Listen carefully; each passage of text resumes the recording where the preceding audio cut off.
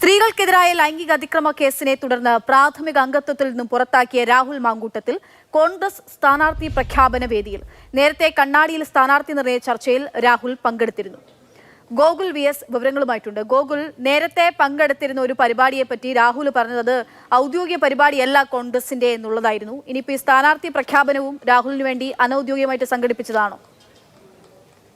ഉയരുന്നൊരു വിഷയമാണ്. അതായത് രാഹുൽ ഇപ്പോൾ കോൺഗ്രസിൽ നിന്ന് സസ്പെൻഷനിലാണ്. ആ സമയത്ത് സസ്പെൻഷനിലാക്കുന്ന സമയത്തൊക്കെ തന്നെ പറഞ്ഞിരുന്നത് രാഹുലിന് കോൺഗ്രസിന്റെ ഔദ്യോഗിക പരിപാടിയിലൊന്നും തന്നെ വേദിയിൽ വരാൻ കഴിയില്ല എന്നുള്ളതാണ്. പക്ഷെ എന്നാൽ നിലവിലിപ്പോൾ ഈ പരിപാടിയിൽ സ്ഥാനാർത്ഥിയെ സ്വീകരിക്കുന്ന പരിപാടിയിൽ രാഹുലും എത്തിയിരിക്കുന്നു എന്നുള്ളതാണ് നമുക്ക് ആ ദൃശ്യങ്ങളിൽ നിന്ന് തന്നെ വ്യക്തമാകുന്നത്. പാലക്കാട് കണ്ണാടി മണ്ഡലത്തിലെ കോൺഗ്രസ് സ്ഥാനാർത്ഥികളെ പ്രഖ്യാപിക്കുന്ന വേദിയിലാണ് രാഹുൽ പങ്കെടുത്തത്. നേരത്തെ കണ്ണാടിയിലെ സ്ഥാനാർത്ഥി നിർണയം നടത്തുന്ന ചർച്ചയിലാണ് രാഹുൽ പങ്കെടുത്തതൊക്കെ തന്നെ വലിയ വാർത്തയുമാവുകയും ചെയ്തിരുന്നു. അതേ പഞ്ചായത്തിലെ സ്ഥാനാർത്ഥി പ്രഖ്യാപനത്തിലാണ് ഇപ്പോൾ രാഹുൽ കൂടി പങ്കെടുത്തത്.